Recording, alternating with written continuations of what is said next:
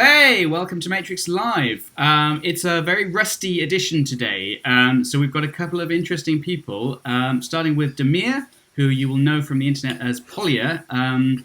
He's done a whole bunch of stuff, especially around encryption, but the interesting thing that we want to talk to him about today is the Rust SDK.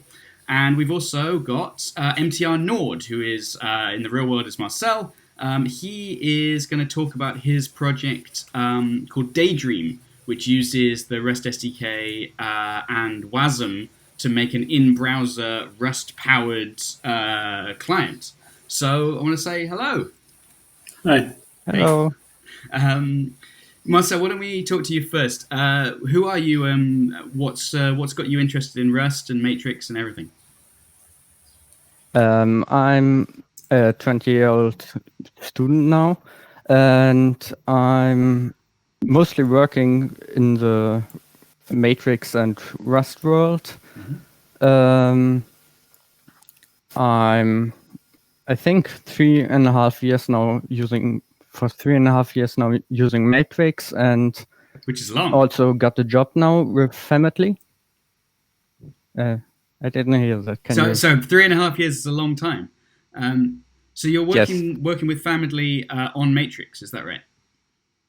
Yes, for I think more than a year now, and yeah, it's Family is just to say what it is. It's a chat for medical care based on Matrix, and it's for me very good to be able to work with Matrix as a job. It's mostly my hobby. I'm doing a lot of things with Matrix, and it's a nice addition to be able to also work with Matrix and not only have it as a hobby. Yeah, I mean that's the dream, is to turn your hobby into something that pays. But you were making Matrix clients quite a lot in the past. I feel like I've seen you working on an Android project, maybe on something on the web. Yes, I did simple Matrix for Android, and also did Morpheus, which was a Qt desktop client written in Go. And also I made a lot, I think one bridge and multiple contributions to Wide Web. Yeah. I think I didn't miss something, but it's a lot, I'm not right? Actually, I'm not really sure what I did the last year. It's really a lot. Yeah, it's a lot in the time. But these days you're mostly interested in Rust. Yes, I'm doing Rust, and obviously for work I'm doing Flutter stuff, and I also am contributing to Fluffy Chat. It's really based on the same SDK of Family, and therefore I'm also doing stuff over at Fluffy Chat together with Krille and Soronome. Yeah, the setup for Fluffy Chat / Family is pretty strong, I think, because you've got a single SDK that then you're powering two apps, which is, it's a natural architecture, but it's a good choice. All right, Damir, you have been working for some time now, full time in the Matrix ecosystem, but you're doing like loads of different things, although very often with a encryption focus. Yeah, I mean, Neo and Pantalaimon was the first project I worked on. So that's Matrix Neo, the Python SDK. Yeah. Then I switched to Seshat, which is the search engine that powers the search in Riot Desktop, hopefully in Riot X and the iOS client one day. And then I switched for a time to rewriting Matrix Neo in Rust. So it's the similar architecture, but in Rust and more type safety. And understood. So just to be clear for everybody, Pantalaimon is it's a daemon, but it's written in Python, if that's right. And it basically functions as a decryptor encryptor that lets non-E2E supporting clients interact in E2E fashion with the Matrix server. Is that right? Yeah, it's basically sits between your client and the home server and does encryption for you. Okay, and Seshat uses that in order to power search. No. No? Seshat is a pure. It doesn't do any requests. It's a pure library. It's just takes events and stores them, indexes them, and provides a method to search the in events that it has stored. So it can be easily embeddable in, for example, JavaScript, and maybe in Python. Obviously, I'm going to integrate it in the Rust SDK, but it's written in a way so you can use it in different languages. Okay. But the main use of it today is in the Riot Electron app. Is that right? Yes, correct. Yeah. So it powers the search there, which is working great. All right, so I guess this is a loaded question, but why is everybody so excited about Rust? As somebody who is not using it day to day, but is I've used Matrix Neo quite a lot at this point. Why should I be so excited about Rust? Who's gonna take that one? Marcel, no. Okay, I'm going to try to justify Rust. So one big thing. One big thing for me is I do a lot of typos. So in Python, I need to make a lot of tests. Matrix Neo has great test coverage because of that. Right. But it's more a joke answer. The better thing is strong typing gives you a lot of guarantees. Mm-hmm. And the bigger thing around Rust is you can integrate it into because it's C compatible, you can integrate it into almost any language. For example, in WeChat, I managed to make higher level bindings for the WeChat plugin API. And you can even write async code now in WeChat. So the callback hell is gone. Yeah. And you can make higher abstractions relatively easily in all the code bases. People are writing even modules for the Linux kernel. And somebody made a separate kernel that has async available for the modules as well. So you get a lot of abstractions for the bottom level of computing. So system level of computing, but powerful abstractions combined. Right. I see. So it tries to offer the benefits of lower level coding, but without the pain that usually goes along with that. Yeah, correct. Teaching old code bases new tricks is one of the biggest selling points for me. Could you? What about like an all Rust kernel? Is that? Yeah, that's somebody has written it, and you can write in the kernel async code, which is really nice. Yeah. Okay. All right. Let's talk about the Rust SDK. So one of the things that the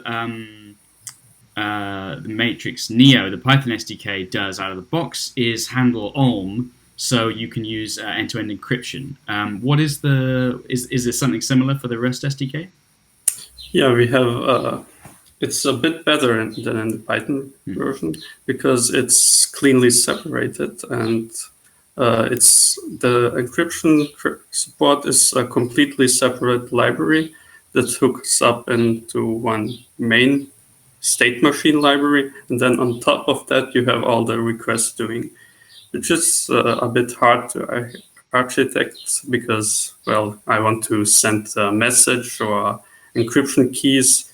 You can do it directly there. You have to propagate it to the place where you're doing your requests.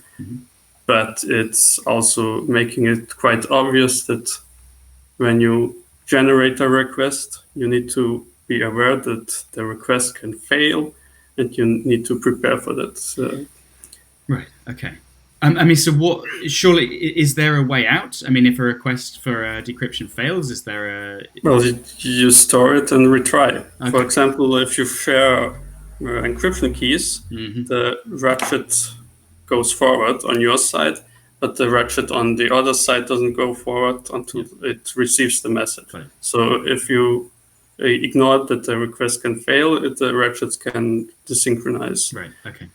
So it would just be a case of waiting for new keys and then retrying, with the new keys available. Well, no, we don't do this yet, but we should store the request and hey, you need to send out this request. If it fails, retry. If you close the app, the request gets loaded again. You have to eventually send out that request. The other excitement about Rust at the moment is its use in WASM. Is this, am I being very naive? Is this basically the same mechanism that Dendrite uses for its P2P? So it compiles Go to WASM. Is Daydream using a similar mechanism for Rust? I think so. In general, WASM works the same across all C-compatible languages, or most of them, and it's basically a C interface behind JavaScript. So there is still some JavaScript also involved, but I think it's the same as what Dendrite does, basically. Cool. So, all right. So, what was the appeal then of Dendrite? Of Daydream. The idea was that you were going to use the Rust SDK, compile to WASM, and then just write a full web app in full Rust, which seems wild to me. But yeah, that's the beauty of WASM. Yeah, it started out as a proof of concept. I saw the Rust SDK, I think, a month or so before I started Daydream, and I had a lot of free time in the last few weeks with Corona and having my Abitur, so my finals basically.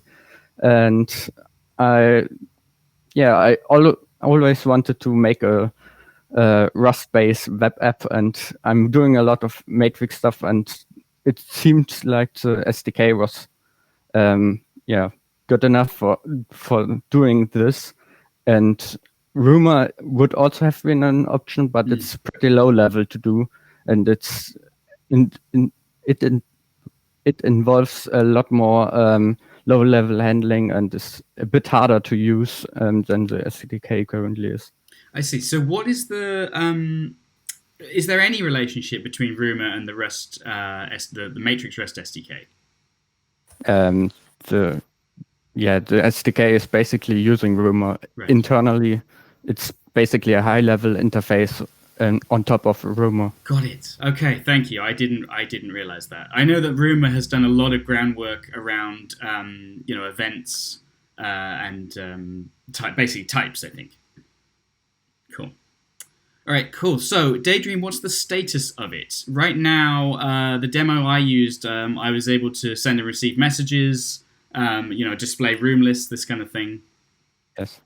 Yeah. It's still pretty basic. I'm currently mostly working on a redesign, so getting all event types designed, having it a little more modern, so not this fully minimalistic design anymore.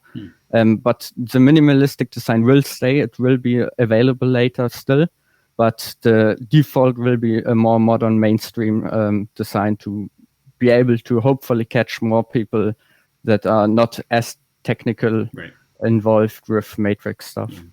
What about use of the SDK? So have you needed to give any feedback or upstream any changes back into the stuff that Damir's done?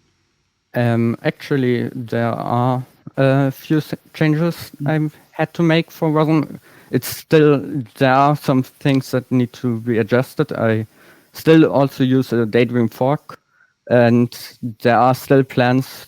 For example, the stores are not yet WASM ready, so it needs to be ported for the browser, as we can't use the file system, for example. Right. Oh, okay. So there's no IndexedDB access, for example, from... We can use IndexedDB, but the SDK currently only supports a file-based JSON store. Right, I see. And SQLite score, I think, too, for crypto stuff. Cool. So what are the next steps for Daydream? You just said, so you're gonna new design. I'm currently working on the new design, but in the future, the list is obviously still pretty long, and there's stuff like notifications need to be tweaked They need to respect the push rules, have action when you click them. The event list is still not reversed like in Riot. And end-to-end needs to happen, and the stores need to be implemented to have better performance. Okay, so quite a lot. Do you imagine ever linking your Daydream Rust work with your Family work? I think we did think about it, but we actually didn't plan on using Rust inside the client as the integration from Flutter to Rust is. Yeah, it's a language binding. It's not perfect in the end. It's as you can't use the same things. You can't use, for example, Dart extensions easily when you use a platform binding. Right. So it's not as perfect if you use Dart. Okay. Do you think? I mean, is that blocked on Google? Is that something that they're going to have to work on, or is that something in the community? I think it's mostly from Google that things that need to happen. Right. They are actually working on making a better FFI interface, but it's very beta or alpha. I think it's not yet stable in Flutter. Gentlemen, thank you very much for the introduction to the Rust SDK and one of the consumers of the Rust SDK, which is Daydream. Is there anything you wanted to add before we say goodbye? No, nice shot. It's this. Hey, I'm not going to the office, so I just put on any shit. All right, fellas, thank you. Thanks. Bye, Matrix Live. Bye now. Bye. Bye.